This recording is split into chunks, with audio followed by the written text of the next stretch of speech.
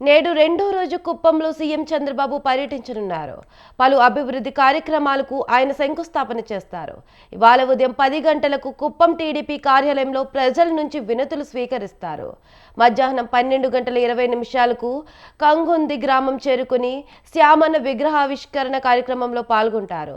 మధ్యాహ్నం 2 గంటల నుంచి సాయంత్రం 4:30 వరకు పలు అభివృద్ధి పనులకు శంకుస్థాపన చేస్తారు. సాయంత్రం 5:05 శాంతిపురం మండలం కడపల్లి వద్ద సొంత ఇంటి నిర్మాణాన్ని పరిశీలిస్తారు. సాయంత్రం 6:10 ద్రావిడ యూనివర్సిటీకి చేరుకుని అకాడమిక్ బిల్డింగ్లోని కెరీర్ రెసిడెన్స్ సెంటర్ను ప్రారంభిస్తారు.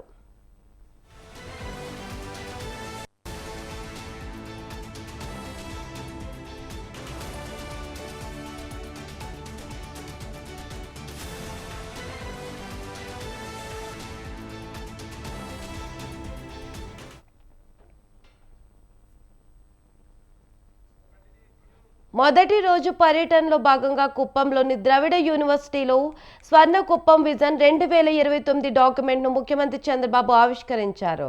5 ఏళ్లలో కుప్పం నియోజకవర్గ అభివృద్ధికి సంబంధించి పవర్ పాయింట్ ప్రజెంటేషన్ ద్వారా ముఖ్యమంత్రి వివరించారు.